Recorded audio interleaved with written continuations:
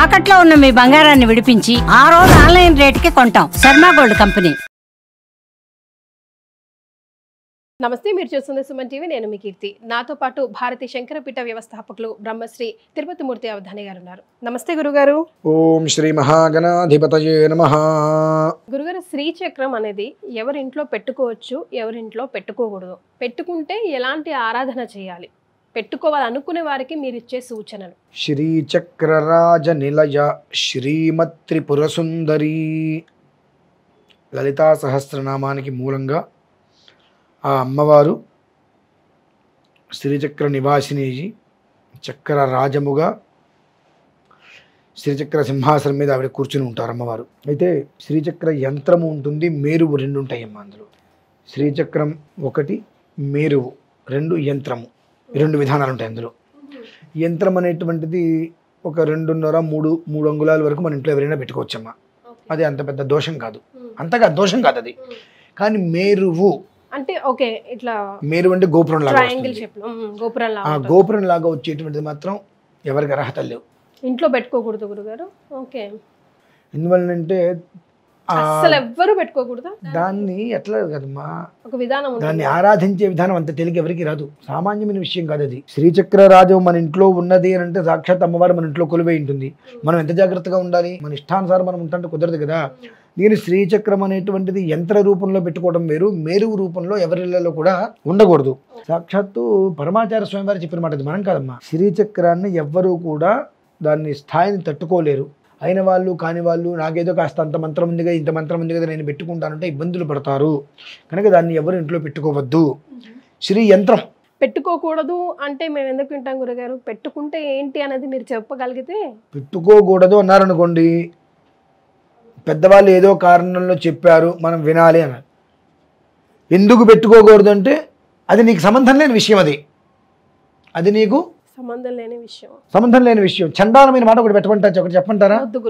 అట్లా ఉంటుంది. నా నోటం చేస్తే కొన్ని ఉపమానాలు చెప్పాలంటే చండాలంగానే మాట్లాడతా.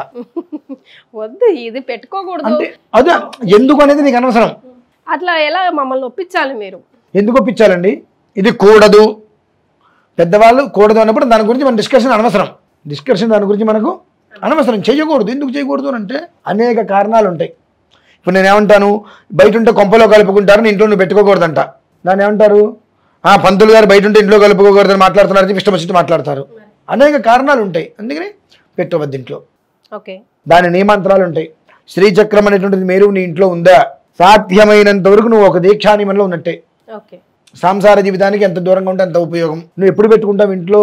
ఆడవాళ్ళకి ఇంట్లో దూరంగా ఉండేటువంటి సమయాలన్నీ దాటిపోయినాయి, ఆ ఇబ్బందులు లేవు ఇంట్లో అన్నప్పుడు నువ్వు ఇంట్లో పెట్టుకుంటావు.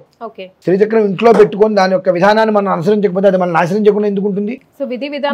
వద్దు, అది చేయలేనమ్మా. దానికి ఒక రోజు కూర్చొని చేయాలంటే సామాన్యంగా 3 నుంచి 4 గంటలు పడుతుంది. తెల్లవారు లేస్తే ఉద్యోగాలకు వెళ్తారు, మేము ఎక్కడ అవుతుంది అంతసేపు కూర్చొని చేయటం అవ్వదు. ఏదో చెమ్ము నీళ్ళు పోస్తా అంటే శివులాగా ఆవిడ ఒప్పుకోదు, మహోగ్ర దేవత ఆవిడ. మామూలుగా చండీ కూడా, మేము లలిత కూడా ఎవరిని పారాయణ చేయొద్దని చెప్తూ ఉంటాం. చేస్తే కళ్ళతో చదువుకుంటే నోటితో పైకి చదవద్దు అంటూ ఉంటాం. ఎందువల్లంటే శక్తితో సంబంధించిన బీజాక్షరాలు అవన్నీ కూడా మీకు ఎప్పుడు సాత్వికంగా ఉంటారు, అసలు కోపం రాదు. లలిత సహస్రనామం మొదలుపెట్టి రోజు పారాయణ చేయడం మొదలుపెట్టండి, మీకు తెలియకుండా లోపల ఉగ్రం వస్తుంది. అవన్నీ కూడా ఉగ్రం. దానికి ఎంత శాంతిగా ఈశ్వరుని మనం చేయాలి. ఒకసారి లలితా సహస్రనామం పారాయణ చేస్తే 1100 సార్లు పంచాక్షరి చేసుకుంటే దానికి దీక్వేల్ అవుతుంది. ఏది ఇక మనం పంచాక్షరి చెయ్యలేదు అంటే 1100 సార్లు కనీసం ఈక్వల్ అవుతుంది ఆ శక్తికి ఇది. అలాగా నా ఇంట్లో నేను పెట్టేసుకుంటే కర్మ అనుభవించు. జీవితం బాగుండాలి, పిల్ల పాపలతో ఉండాలి, సుఖంగా ఉండాలి, భర్తతో బాగుండాలి, భార్య పిల్లలతో సంతోషంగా ఉండాలనుకుంటే ఇటువంటి పనులు చేయొద్దు నువ్వు ఇంట్లో. యంత్రం పెట్టుకో, నీకు వచ్చే నష్టం లేదు. ఇంత ఉంటుంది, ఒక 2.5-3.4 అంగుళాల యంత్రం ఉంటుంది. యంత్రం పెట్టుకో చక్కగా. ఆ యంత్రం పెట్టుకొని రోజు లలితా సహస్రనామంలో నీకు నచ్చిన శ్లోకం ఒకటి తీసుకో, అది ఏదైనా సరే అభిషేకం చేసుకో, శుభ్రంగా నీటితో అభిషేకం చేసుకో, తుడుచుకో, గంధం బొట్టు పెట్టి కుంకుమ వేసుకో, శ్రీమాత్రే నమః అనుకుంటూ పెట్టుకో. అంత వెప్ప పువ్వు తేనె లేదంటే ఏదైనా పండు నివేదన పెట్టుకో, 10 నిమిషాలు అయిపోతుంది. లేదు నేను శుక్రవారం ఒక్కరోజే చేసుకుంటా అన్నప్పుడు లలిత సహస్రనామంతో వింటూ చేసుకో. దానికి వచ్చే నీకు నష్టం లేదు. యంత్రం అనేటువంటిది నువ్వు చేసిన రోజున నీకు ఫలితాన్ని ఇస్తుంది, నువ్వు ఆపిన రోజున నీకు దుష్ఫలితాన్ని ఇవ్వదు. మంచి ఫలితం అనేటువంటి విషయం పక్కన పెట్టేసి దుష్ఫలితాన్ని అనేది మీకు యంత్రం ఇవ్వదు. కానీ మేరు అనేటువంటిది అలా కాదు. మీరు చేస్తున్న కొద్దీ మీకు ఎంత రాజభోగాన్ని ఇస్తుందో ఆపేసి నీకు అంత స్థితికి తీసుకెళ్తుంది.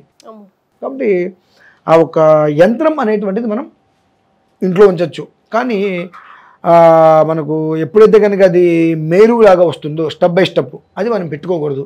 చాలామంది ఇళ్ళకి వెళ్ళినప్పుడు చూస్తూ ఉంటాం, అది అలంకారప్రాయంగా కూడా పెట్టుకోకూడదు. అదైతే స్ఫటిక ఆకారంలో కూడా చూస్తుంటాం గురుగారు. అలంకారప్రాయంగా అంటే అర్థం కాల. అర్థమైంది. అలంకారం ఇందాక మీరు శివలింగాన్ని మన అలంకారంగా పెట్టుకోవచ్చు, షోకేస్లో ఉన్నారు, అలా షోకేస్లో కూడా శ్రీచక్రాన్ని పెట్టుకోకూడదు. అసలు సమస్య లేదు. ఎందుకంటే మన ఇంటికి ఎప్పుడైతే వస్తుందో గృహ సామ్రాజ్య లక్ష్మిగా అప్పుడు మారిపోతుంది. కాబట్టి మీరు అలా కూడా పెట్టకూడదు దాన్ని. కాబట్టి అది మీరు ఇంట్లో ఉంచద్దు. శ్రీ యంత్రం అనేది అంటే నేను ఏదైనా ప్రోగ్రామ్ జరిగినప్పుడు శ్రీ యంత్రం లాకెట్ నేను అందరికీ ఇస్తూ ఉంటాను అని చెప్తా. మీరు నేను ఎవరికి ఇవ్వను. ఎందుకు ఇవ్వనంటే దానివల్ల ప్రమాదాలు వస్తాయి. యంత్రం అనేటువంటిది నువ్వు చేసుకున్నంతసేపు నిన్ను వృద్ధి చేస్తూ ఉంటుంది. చేసుకోలేదు ఆ వృద్ధిని అలానే కాపాడుతుంది కానీ కిందకి దింపదు. కాబట్టి యంత్రానికి దోషం లేదు, నువ్వు ఎలా ఉన్నా. ఈ శ్రీ యంత్రం ప్యూరిటీ ఎట్లా గ్రహించాలి? ఇది పర్ఫెక్ట్ మన దగ్గర ఉంటే బాగుంటుంది అన్నది మనకు తెలియాలి కదా. కొనడానికి మార్కెట్లో అనేక రకాలు అవైలబుల్లో ఉన్నాయి. యంత్రం కొనటం కన్నా మనం తయారు చేయించుకొని బీజాక్షరాలు నిక్షిప్తం చేసి మనం తీసుకోవడం మంచిది. ఓకే, ఇంకా ఓ 2.5 అంగుళాలు, అంగుళమున్నరో 3 అంగుళాలు దాన్ని బట్టి వెండిలో చేయించుకొని, లేదంటే రాగి లేదంటే వెండి, ఆపై బంగారం, ఇత్తడొద్దు చేయించుకొని దాని మీద అన్నీ కూడా చక్రం బిందు త్రికోణ వృత్తంగా ఉంటుంది. అది దేని విధానం దానికి చూడంగానే సుస్పష్టంగా మనకి తెలిసిపోతుందమ్మా. మనం లాస్ట్ టైం చేయించినప్పుడు 3 సార్లు చెరగొట్టి చేయించాం. చిన్న గీత వంకర వచ్చిందని చెప్పి జీవితం వంకరైపోతుంది. చాలా జాగ్రత్తగా చూసుకోవాలి. బిందు త్రికోణ వృత్తం నుంచి మొత్తం ప్రతి ఒక్కటి కూడా దేనికి దానికి సమాంతరంగా రావాలి. సో మీ దగ్గర ఆర్డర్ పెట్టుకోవచ్చా గురుగారు? ఆర్డర్ పెడితే టైం పడుతుంది, 15 రోజులు టైం పడుతుంది. అంటే అది నాకు నచ్చాలి ఆ విధానం. ఎంత ఉంది, దాని రూపం ఎంత ఉంటుంది, వాళ్ళు మెడలో వేసుకోవడానికి అడుగుతున్నారా, ఇంట్లో పెట్టుకోవడానికి అడుగుతున్నారా చూసుకుని దాన్ని ఇంట్లో పెట్టుకోవడానికి అయితే ఎంత సైజులో కావాలో ఒకటి ఉంటుంది, మెడలో వేసుకోవడానికి ఒక విధానం ఉంటుంది, పర్సులో పెట్టుకునేది ఒక విధానం ఉంటుంది. దాన్ని అనుసరించి దాన్ని రెడీ చేసుకొని దానికి ఆ మంత్రాలను అందరూ నిక్షిప్తం చేసి ఇవ్వడం జరుగుతుంది. కాబట్టి ఒక 15-20 రోజులు సమయం పడుతుంది. మనం వాటికి అది మంచిది. కానీ ఎట్టి పరిస్థితుల్లో కూడా మేరువు మాత్రం ఇంట్లో పెట్టుకోకండి, అది ప్రమాదానికి మూలం. డిసెంబర్ 3వ తారీఖు నుంచి 6వ తారీఖు వరకు కాశీ యాత్ర రథసప్తమి సందర్భంగా గురుగారు చేస్తున్నారు. ఈ కార్యక్రమంలో ఎవరైనా పాల్గొనాలనుకుంటే కనుక కింద స్క్రోల్ అవుతున్న నంబర్కి కాల్ చేసి పూర్తి వివరాలు తెలుసుకోవచ్చు. చాలా సంతోషం గురుగారు, ధన్యవాదాలు.